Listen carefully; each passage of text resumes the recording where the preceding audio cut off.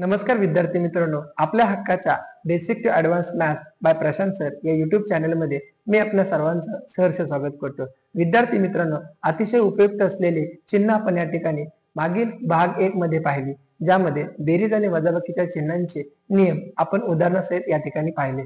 आज या ठिकाणी आपण पाहणार आहोत भाग 2 मधील गुणाकार आणि भागाकारावरील नियम आणि त्यावरील उदाहरणे. तर विद्यार्थी मित्रांनो, बेरीज आणि वजाबाकीच्या चिन्हांचे नियम भाग 1 मध्ये आपण पाहिले. त्या व्हिडिओची लिंक मी या व्हिडिओच्या खाली डिस्क्रिप्शन बॉक्स मध्ये देत आहे, ती तुम्ही जरूर पाहावी. आणि तुम्ही जर या चॅनलला नवीन असाल तर लाईक करा, शेअर करा आणि सबस्क्राईब करायला विसरू नका. तसेच बेल आयकॉनला देखील प्रेस करा, म्हणजे येणाऱ्या नवीन व्हिडिओची नोटिफिकेशन तुमच्यापर्यंत सर्वात अगोदर पोहोचेल.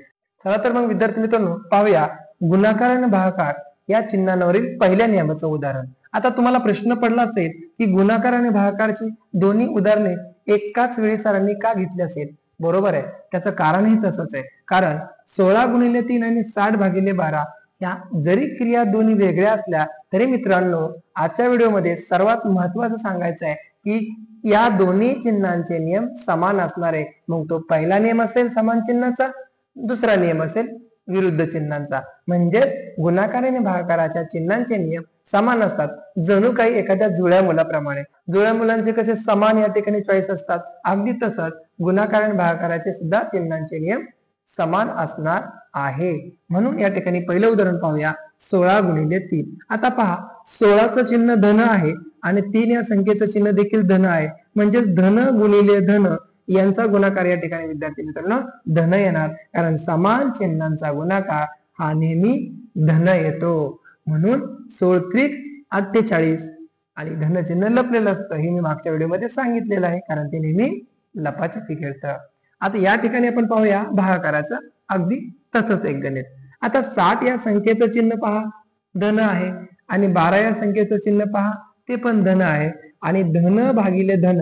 मग मला सांगा, जर गुणाकाराची आणि भागाकाराची चिन्हांचे नियम समान असतील तर जर गुणाकारामध्ये धन चिन्ह येत असेल तर नक्कीच भागाकारामध्ये सुद्धा काय येणार, धनच येणार. म्हणजेच 12×5 = 60 या ठिकाणी 5 उत्तर मिळतं. त्यानंतर विद्यार्थी मित्रांनो, समान चिन्हाचं दुसरं उदाहरण पाहूया. या ठिकाणी ऋण 12 गुणिले ऋण 5 म्हणजेच ऋण गुणिले ऋण, ऋण चिन्हांचा या ठिकाणी गुणाकार आपल्याला पाहायचा आहे. जर दोन चिन्ह समान असतील तर विद्यार्थी मित्रांनो, या संख्याचा गुणाकार धन चिन्हामध्ये येणार, कारण ऋण गुणिले ऋण बरोबर धन. म्हणजे समान चिन्हांचा गुणाकार हा नेहमी धन येतो, हे आपण मागच्या उदाहरणामध्ये पाहिलंय. म्हणून 12×5 = 60 आणि 60 या संख्येचं चिन्ह धन असतं, ते या ठिकाणी नेहमी लपलेलं असतं, हे आपण या अगोदर सांगितलेलं आहे. तर विद्यार्थी मित्रांनो, पाहूया भागाकाराचं एक उदाहरण. आता भागाकारामध्ये देखील या ठिकाणी समान चिन्ह आहेत, ऋण भागिले ऋण, म्हणजे दोन चिन्ह समान आहेत आणि समान चिन्हाचा भागाकार देखील धन होतो. म्हणून या ठिकाणी या प्रश्नाचं उत्तर देखील धन चिन्हामध्ये येईल.